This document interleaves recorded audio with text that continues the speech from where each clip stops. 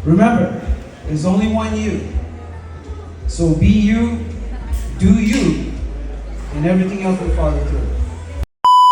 Abe ko, eto na naman si Abe nyo. Abe ko. Dahil nga palagi nanonood sa mga vlog natin si Sir Abe ko, tumawag nung isang araw sa akin. Baka marano na, Abe ko. Para nga kunin tayong guest DJ sa birthday ng anak niya, Abe ko. Kaya naman wala nang patumpik-tumpik pa, Abe ko. Yan na nga si Sir Abe ko, kaya pa susulod na, Abe ko. Big time ne. Datang Abe ko. Dito nga pala ako sa Midori, Abe ko. Dito ginawa yung birthday nung anak niya, Abe ko, na si Bella, Abe ko. Kaya naman sinetap ko na kagad yung mga kagamitan natin, Abe ko, dahil akala ko mag-start na yung programa, Abe ko. Ang sabi niya kasi sa akin, Abe ko, mag-start daw ng 6 p.m. Abe ko, totoo nga, nag-start ng 6 p.m. Abe ko, kaso ako tumugtog muna ako, mga bandang alas 8 na, Abe ko. Kaya ayan nga pala yung mga magulang ni Hannabella, Abe ko, yung mami at daddy niya, tsaka yung nakakabata niyang kapatid na lalaki, Abe ko. At ito naman si Ana Isabela, Abe ko, yung nag-birthday, Abe ko. Siyempre, bago ang lahat, Abe ko, kailangan mag-pray muna tayo. Ang nag-lead ng prayer nila, Abe ko, yung nakababata ng kapatid ni Isabela, Abe ko. Tapos nga nagdasal nung nakababatang kapatid ni Hana, Abe ko, yan na nga si Daddy. O, Abe ko, magbibigay na ng message. Kaso, konti lang yung sinabi niya, Abe ko, tsaka na siya pumalakpak, Abe ko. At sinabayan na nga pala ng mga 13 treasure ni Hana. Abe ko, yan na nga, isa-isa na silang nagwi-wish para sa kanya. Abe ko, tila pang kodi ko, Abe ko. At ito yung pinakamagandang mensahe para kay Hana, Abe ko. Yourself to please others.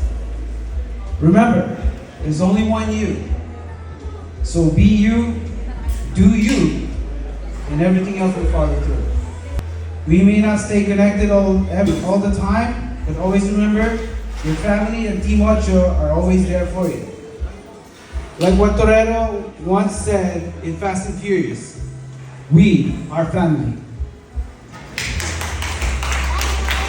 Kaya naman ito si Hana, Abe ko, nagpasalamat na rin sa mga nagpunta dito sa birthday niya, Abe ko. At habang nagpipicture nga pala sila, Abe ko, syempre hindi mawawala yan, Abe ko. Ito naman ako, Abe ko, nagpapakyut ako dito sa may likod, Abe ko, tinitignan ko yung sarili ko dahil hindi pa ako nakapagsalamin, Abe ko, kaya binidyoan ko na yung sarili ko, Abe ko. Siguro nakikita ako nagpapakyut ni Sir Jason, Abe ko, kaya ayan, pinakain na niya ako, Abe ko, kaso yung mga pagkain imported, Abe ko, kaya sakit na siyang kanini, balo ko kayang kanan kanini, Abe ko. Nung natikman ko na nga yung pagkain, Abe ko, napakasarap, kaya ang ginawa ko, bumalik ako, Abe ko, pero ay ba yung kinuha ko? Kumuha ko ng siopaw at saka siomay na may kasamang kilawin, Abe ko. Kakaiba yung kilawin nila dito, Abe ko, katang kaya kami sibuyas mo po bang pipino, Abe ko, kini-imported dati niya pang pusit, Abe ko. Pagkatapos ko nga palang kumain na yan na nga, bumalik na ako sa pwesto ko dahil si Bella gusto niya magpa-picture with me, Abe ko. Siyempre bago ako sumali, Abe ko, kailangan siya muna para at least, Abe ko, meron siya remembrance ng mga kagamitan natin, Abe ko. Dahil ko konti lang yung mga bisita niya, Abe ko, kala ko hindi ko sila mapapasayaw, Abe ko, pero siyempre ginamitan natin ng teknika, Abe ko, kaya ayan na nga, nagsasayawan na sila, Abe ko.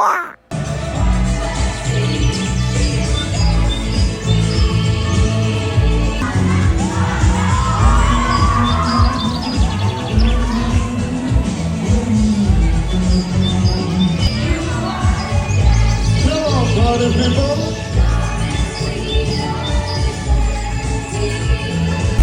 Yes, that's what I'm saying. Let's go, party people, dance. Woo!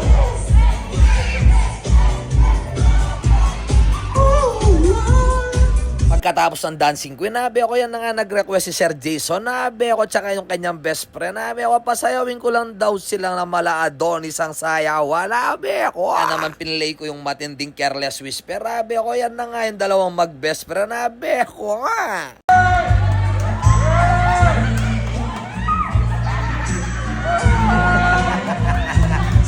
Siyempre, bago matapos yung birthday, Abe ko, at bago matapos yung itong event na to, Abe ko, kailangan meron tayong remembrance sa mga tao nandito at mga bisita ni Bella, Abe ko.